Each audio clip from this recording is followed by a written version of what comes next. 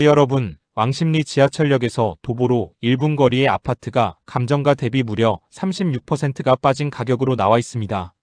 전세보증금보다도 더 낮은 금액입니다. 오늘 보실 이 물건이 바로 그렇습니다. 단순히 오래된 아파트라서 그런 것도 아니고 입지가 나빠서 외면받는 물건도 아닙니다.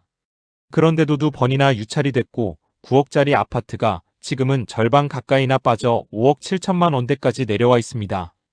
과연 이 가격이 기회인지 아니면 사람들이 피하는 이유가 있는 물건인지 지금부터 차근차근 하나씩 짚어보겠습니다. 먼저 기본 정보부터 정확히 정리하겠습니다. 오늘 보실 물건은 서울 북부지방법원 경매 물건이고 사건 번호는 2025 타경 1337번입니다. 소재지는 서울특별시 동대문구 답심리동 994번지 답심리하나 아파트 201동 제8층 제807호입니다. 물건 종류는 아파트이고 전용 면적은 84.86이 일반적으로 가장 수요가 많은 국민 평형대입니다. 이 물건의 감정가는 8억 9,600만 원입니다. 그런데 현재 진행 중인 3차 매각기일 기준 최저가는 5억 7,344만 원, 감정가 대비 약 64% 수준입니다. 매각기일은 2026년 1월 27일 오전 10시 서울 북부지방법원에서 진행됩니다.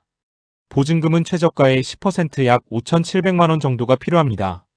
지금 보시는 이 단계까지는 아직 아무 판단도 하지 않으셔도 됩니다. 이 물건이 왜 여기까지 가격이 내려왔는지, 그리고 지금 이 가격이 합리적인지는 이어서 입지와 주변 환경부터 하나씩 풀어보겠습니다. 이제 이 아파트를 단순히 서울 역세권이 아니라 실제로 사람이 계속 살 수 있는 구조인지 기준으로 보겠습니다. 먼저 위치입니다. 이 물건은 서울 동대문구 답심리동 답심리역 인근 대로변 생활권에 자리 잡고 있습니다.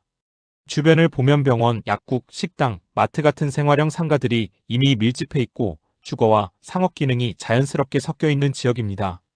이 말은 조용한 단독 주거지는 아니지만 반대로 말하면 사람이 빠질 이유가 없는 생활 입지라는 뜻입니다. 이제 단지 구조를 보겠습니다. 답심리하나 아파트는 단일 동이 아니라 여러 동으로 구성된 중규모 단지이고 대로변과 맞닿아 있지만 주거 동선은 안쪽으로 분리된 구조입니다. 그래서 밖은 상업지역 분위기지만 단지 안으로 들어오면 아파트 특유의 생활 동선이 유지됩니다. 특히 주차장을 보면 지하 주차장이 확보돼 있고 실제 현장 사진에서도 주차 여건이 극단적으로 불편해 보이진 않습니다. 이 점은 노후 아파트에서 굉장히 중요한 부분입니다. 그럼 이제 이 호실의 구조를 보겠습니다. 이 물건은 201동 고층에 위치한 세대입니다. 전용 면적은 84.86이 가장 수요가 많은 국민 평형이고 방 3개, 욕실 2개, 거실 중심의 판상형 구조입니다.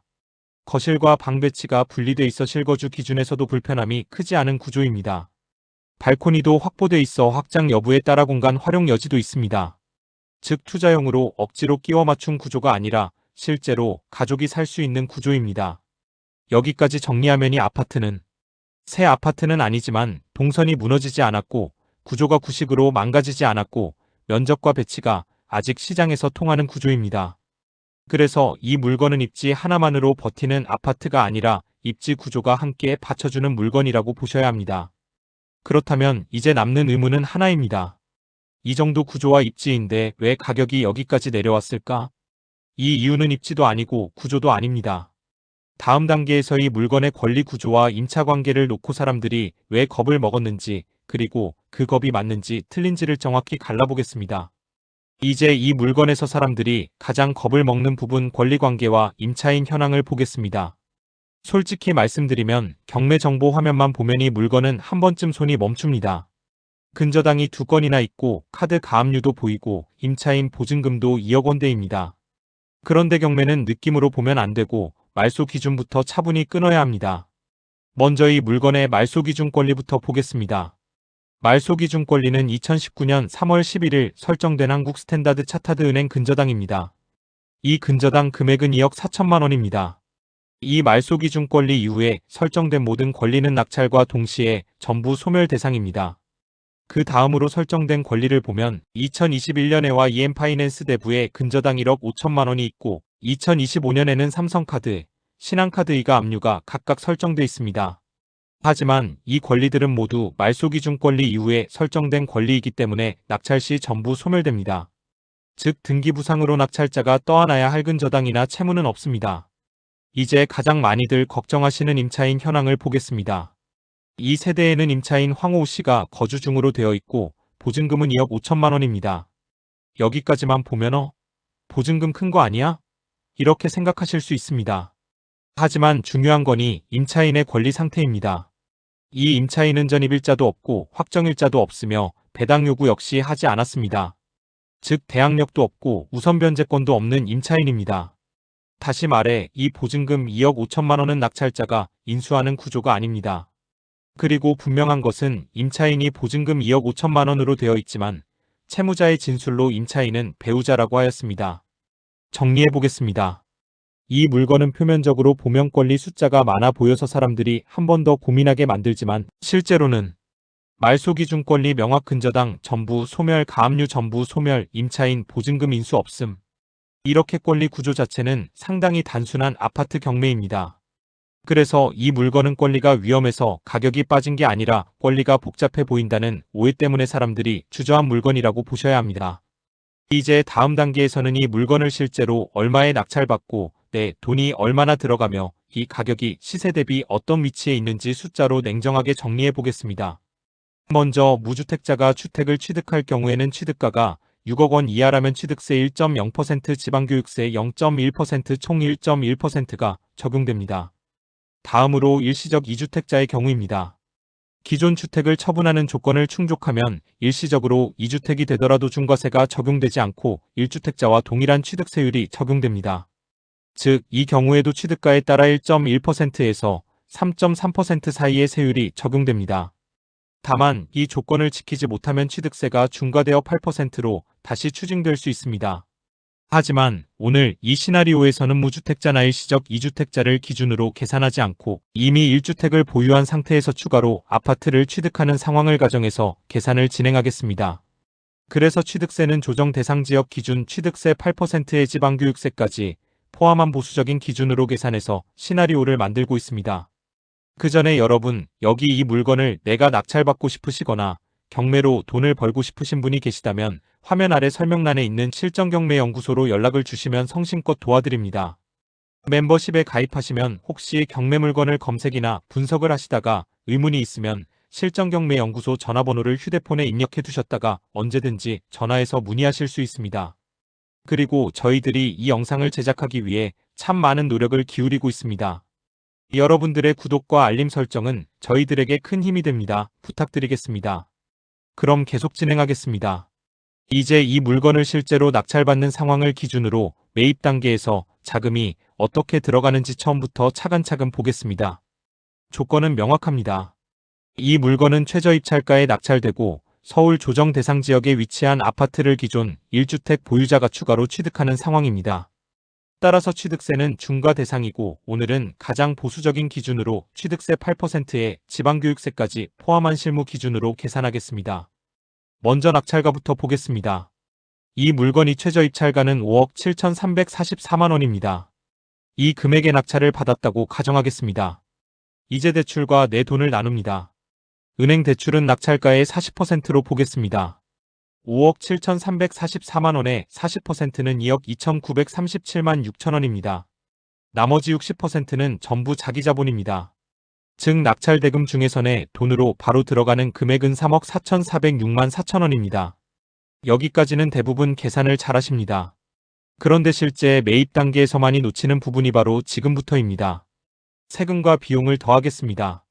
이 물건은 조정 대상 지역에서 1주택자가 추가로 취득하는 아파트이기 때문에 취득세는 8% 중과가 적용됩니다. 낙찰가 5억 7,344만 원의 취득세 8%를 적용하면 4,587만 5,200원입니다. 여기에 지방교육세가 추가됩니다.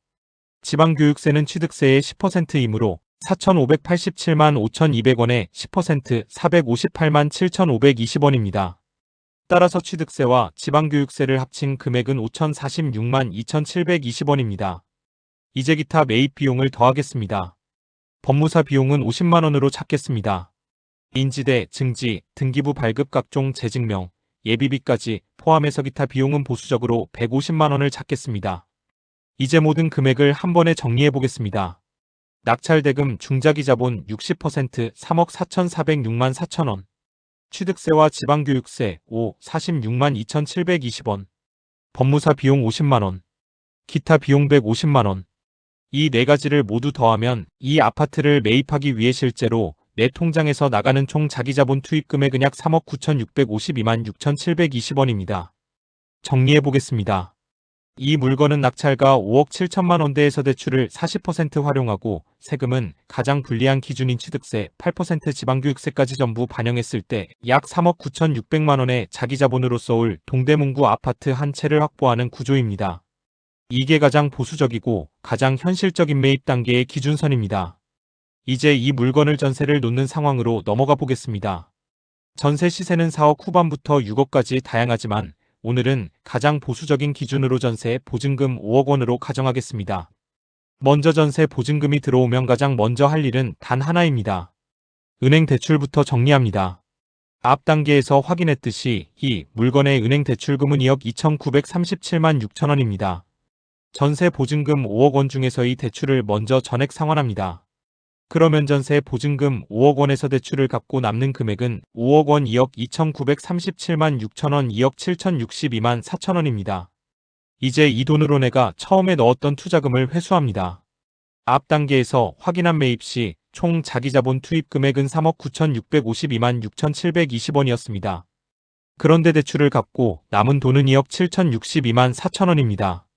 즉 전세를 놓아도 투자금을 전부 회수하지는 못하고 일부만 회수하게 됩니다.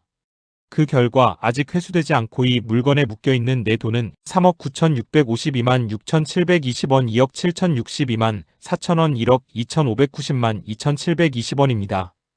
이 금액이 물건에서 실제로 묶여있는 순수 자기자본입니다. 이제 이 묶인 돈을 그냥 숫자로 보지 말고 비용으로 환산해 보겠습니다.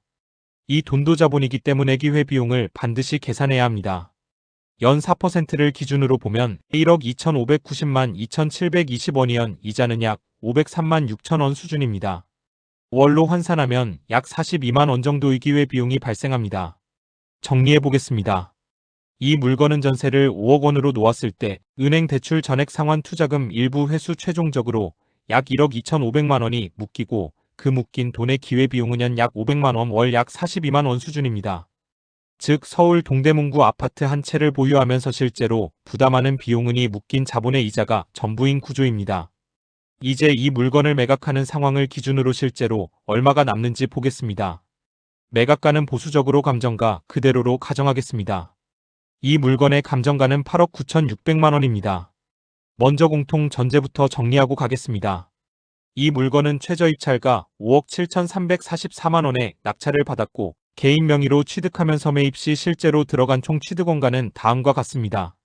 낙찰가 5억 7,344만 원.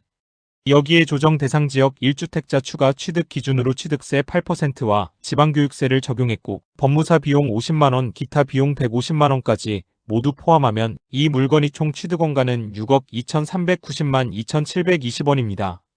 이 숫자는 앞 단계에서 이미 확정된 값 그대로 사용하겠습니다. 이제 개인 명의로 3년 보유 후 매각하는 경우를 보겠습니다. 이 물건을 개인 명의로 취득해서 3년 동안 보유한 뒤 감정가인 8억 9,600만 원에 매각한다고 가정하겠습니다. 먼저 양도 차익부터 계산하겠습니다. 매각가 8억 9,600만 원에서 총 취득원가 6억 2,390만 2,720원을 빼면 양도 차익은 2억 7,209만 7,280원입니다. 이제 장기 보유 특별공제를 적용하겠습니다.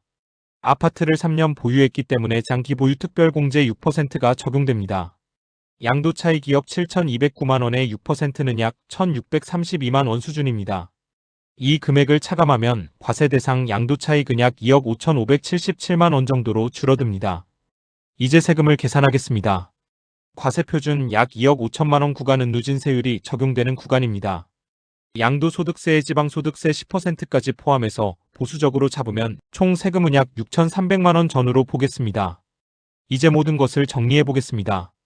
이 물건을 개인 명의로 취득해서 3년 보유 후 매각했을 때 양도 차익은 약 2억 7,209만 원이고 여기서 양도세와 지방세 약 6,300만 원을 전부 내고 나면 약 2억 900만 원이 최종적으로 손에 남습니다. 이 금액이 바로 개인이 이 물건을 3년 보유한 뒤 매각했을 때 세금까지 전부 정리하고 실제로 손에 남는 순수익입니다. 이제 마지막으로 이 물건의 진짜 수익을 확인해 보겠습니다.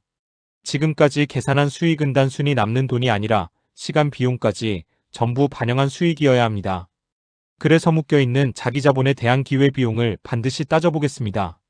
앞 단계에서 이미 확정된 값이 있습니다. 이 물건에 묶여있는 자기자본에 대한 기회비용은 월 42만원입니다. 그리고 이 물건의 보유기간은 3년 즉 36개월입니다. 그렇다면 이 묶인 돈으로 인해 발생하는 기회비용 이자는 월 42만원 36개월 총 1,512만원입니다. 이 돈은 실제로 통장에서 빠져나가지는 않지만 다른 곳에 투자했다면 충분히 벌 수 있었던 명확한 비용입니다. 이제 이 기회비용을 기존 수익에서 차감해 보겠습니다. 앞에서 계산한 게인 기준 3년 보유 후 매각 시세 후 순수익은 약 2억 900만원이었습니다. 여기서 자기자본 기회비용 이자 1,512만원을 빼면 2억 900만원 빼기 1,512만원은 약 1억 9,388만원입니다. 정리하겠습니다. 이 물건은 명목상으로 보면 세후 순수익이 약 2억 900만원입니다. 하지만 3년 동안 묶인 자본이 기회 비용 1,512만원까지 전부 반영하면 실제로 체감되는 순수익은 약 1억 9,388만원입니다. 이 금액이 바로 세금도 빼고 시간 비용도 빼고 현실적으로 손에 남는 진짜 실수익입니다. 이제 법인 기준으로도 같은 물건을 한번 보겠습니다. 법인은 개인과 구조가 다릅니다. 먼저 분명히 짚고 가야 할 점이 있습니다. 법인은 장기 보유 특별 공제가 없습니다. 그리고 취득 단계에서부터 세금 부담이 훨씬 큽니다. 법인으로 아파트를 취득할 경우 취득세는 12% 중과가 적용됩니다. 먼저 법인의 취득원가부터 보겠습니다. 이 물건이 낙찰가는 5억 7,344만원입니다. 여기에 취득세 12%를 적용하면 취득세만 약 6,881만원이 발생합니다. 이 금액의 지방교육세까지 포함하고 법무사 비용과 기타 비용까지 더하면 법인이 이 물건을 취득하기 위해 실제로 들어가는 총 취득원가는 약 6억 4,500만원 수준입니다. 이제 법인이 이 물건을 취득 직후 바로 매각한다고 가정해 보겠습니다. 매각가는 개인과 동일하게 감정가 그대로인 8억 9,600만원입니다. 매각가에서 법인의 취득원가를 빼면 8억 9,600만원 약 6억 4,500만원. 법인의 매각 차익은 약 2억 5,100만원입니다. 이제 법인세를 계산하겠습니다. 법인은 양도소득세가 아니라 법인세를 냅니다. 법인세율의 지방소득세까지 포함해서 실무적으로는 실효세율 약 24% 정도로 보는 게 일반적입니다. 매각 차익 2억 5,100만원에 24%는 약 6천만원입니다. 이제 모든 것을 정리해 보겠습니다. 법인으로 이 물건을 취득해서 바로 매각했을 경우 매각 차익 약 2억 5,100만원에서 법인세와 지방세 약 6천만원을 내고 나면 약 1억 9,100만원이 법인에 남습니다. 이 금액이 법인 기준으로 봤을 때 이 물건이 최종 순이익입니다. 이제 개인과 법인을 한 번에 정리해 보겠습니다. 개인이 3년 보유 후 매각했을 경우 세후 순수익은 약 2억 900만원입니다. 하지만 내 투자금에 대한 이자를 반영하면 실제로 체감되는 순수익은 약 1억 9,388만원입니다. 반면 법인이 취득 후 즉시 매각했을 경우 순이익은 약 1억 9,100만원 수준입니다. 개인은 장기 보유 특별공제가 적용되고 취득세 부담이 상대적으로 낮습니다. 반대로 법인은 취득세와 법인세 부담이 크기 때문에 같은 물건을 팔아도 손에 남는 금액이 줄어듭니다. 그래서 이 물건은 단기 차익을 노리는 법인보다는 개인 명의로 보유했다가 시간을 두고 매각하는 구조가 명확하게 유리한 물건입니다. 이제 오늘 분석은 여기까지 정리하겠습니다. 이 물건은 감정가 기준 매각 전세 활용 세금과 기회비용까지 전부 반영했을 때 숫자로 설명이 되는 구조였고 그래서 막연한 기대가 아니라 계산으로 판단할 수 있는 물건이었습니다. 혹시 영상 보시면서 이 부분이 조금 더 궁금하다 내 상황에 맞으면 어떻게 달라질까 이런 생각 드셨다면 화면 아래에 있는 멤버십 가입 버튼을 눌러주시면 됩니다. 멤버십에 가입하시면 영상에서 다 못 다룬 부분이나 개인 상황에 맞는 질문도 언제든지 편안하게 전화로 문의하실 수 있습니다. 괜히 혼자 고민하지 마시고 궁금한 점 있으시면 부담 없이 연락 주셔도 됩니다. 이런 경매 분석이 도움이 되셨다면 구독과 좋아요도 꼭 한번 눌러주시고요. 구독과 좋아요는 앞으로도 이런 실전 위주의 분석 영상을 계속 만들어가는 데 큰 힘이 됩니다. 그럼 다음 영상에서도 숫자로 설명되는 좋은 물건으로 다시 찾아뵙겠습니다. 시청해주셔서 감사합니다.